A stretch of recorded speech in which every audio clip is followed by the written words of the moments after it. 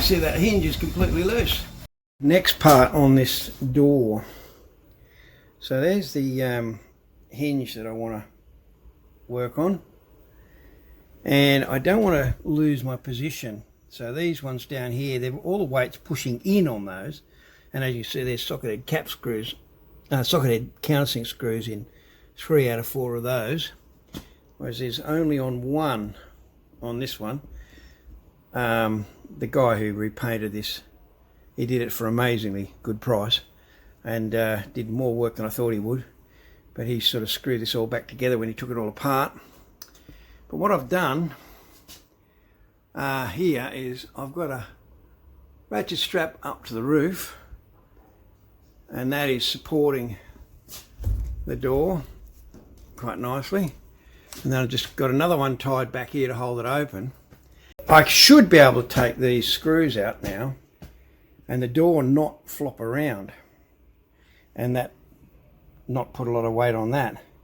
And I'm thinking in here with these bits here, I just put dowel with end grain in, and it was like redwood or something, so not particularly super hard. But then this is not doing a lot of work. It's not supporting.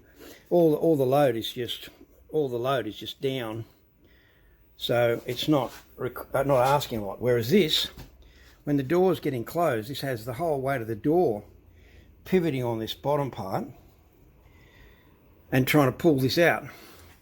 So I want this to be a really good hinge.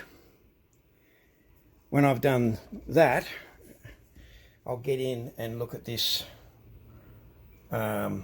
latch here, take this door skin off, and get into here and get this so that that's holding in the correct position. I might just use ordinary dowels and re-dowel this, because that is also loose. And by the time I get all of those things done, I'm hoping that we will not have a real problem with this door sagging. But this hinge here is the major problem I've got at the moment. So I'll remove these screws and have a look at what we got going on here. Well, this seems to be doing its job all right. So that's the you can see that hinge, the door's not moving much, and that hinge is in the right position. So this means that the bottom hinge has not got a lot of strain on it. So that's worked quite nicely. But wow, getting it out, holy moly. There was one bolt in there and it was in this position, and oh my gosh, it did not want to come out. It was, I don't know, maybe there's a plate in there that it's screwing into, I don't know. That feels like it's screwed into something. But that did not want to come out. I ended up using my impact spanner, screwdriver, and had this big, my wife was sitting here prying with the big screwdriver. But you can see that is sitting pretty well right. So now I need to drill these holes out. I need to make some dowels out of hardwood.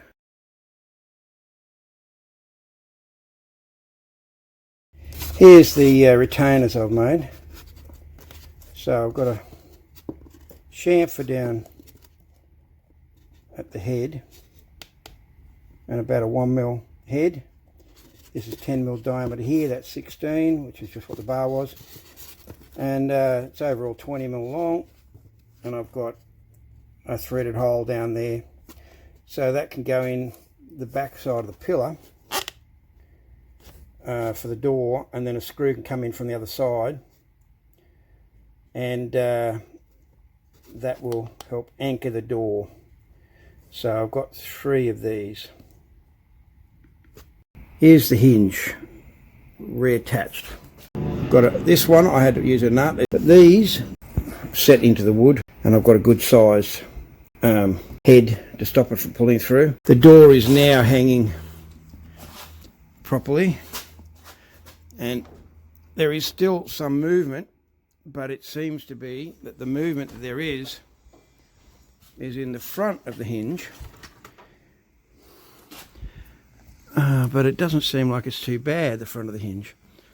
But it's definitely hanging a lot better than it was, and the door is definitely better in line than it was. That body line is definitely better than it was. And now I'm working on where the latch goes. So I've got a bunch of glue in there. I've got the clamp from my timing light holding a bit of wood in place there, but I'm gluing that back together. This latch, the latch goes in here. I've taken it off. It's pretty worn, and that you can see the wood's sort of all eaten away. So I'll put dowels into there. There's a hole here, one screw's supposed to go into, and then the other screw goes into this hole here. So I think I'll dowel both those. Striker plate that goes on the car like that, and if you look, it's really worn all through here, and it's actually, if that's screwed into the existing holes, and I will be able to move them, but I don't want to move those holes too much. If I put the screws through those holes, and it seems odd to me that that's higher than that, but anyway, it's what it is. And it was like that on both, so it's a bit weird. But anyway, you see it's all eaten away here. If that was, with that screwed in, if we could get another 5mm onto that, it would probably be a lot better. So I keep bits of metal lying around as stock. I've got this. I should be able to machine this out of that and make it a little bit longer. So here goes. So here's the replacement.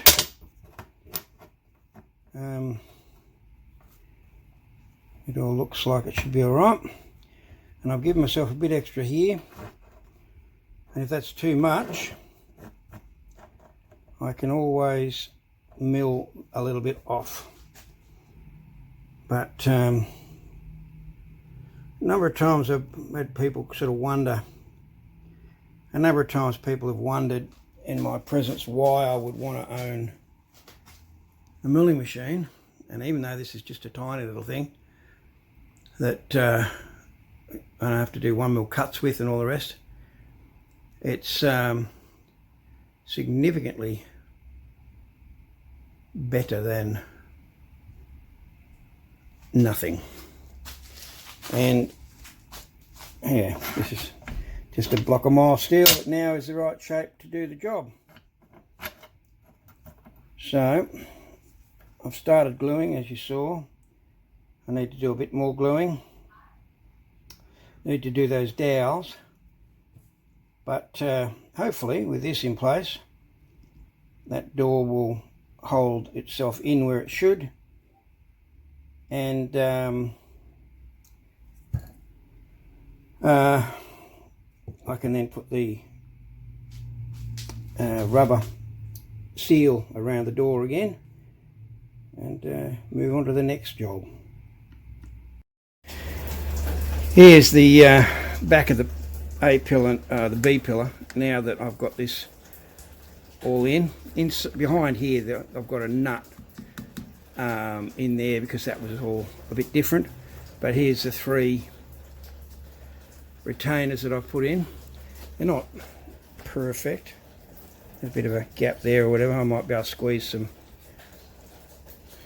product around it to make it look a little tidier, but I really, I don't know who will be looking at it other than of course me.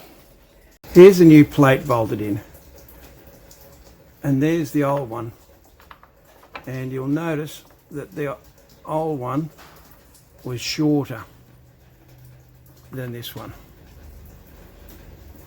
And this is now in well and not moving. This plate is now screwed with 4 screws. These I glued all inside of here and put those screws in that were missing.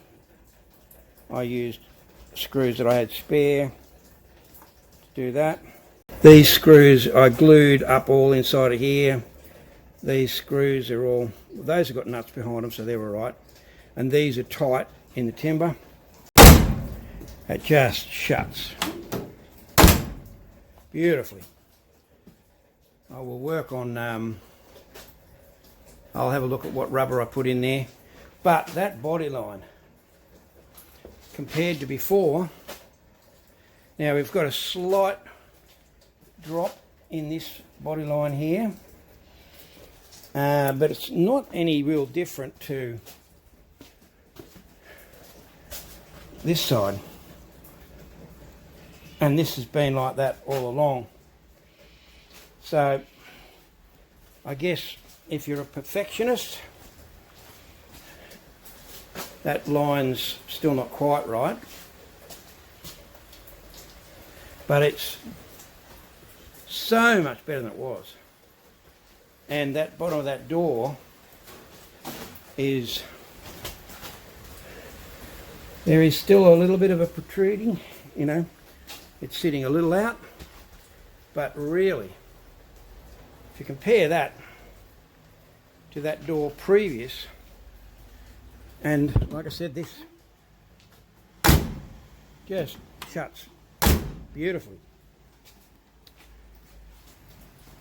So got to put the door lining back in, and I really want to get onto the garnish mouldings soon. I'm not happy with them at the moment. All the screws are coming out and so forth. But as far as this one goes, I'm going to call that door fixed.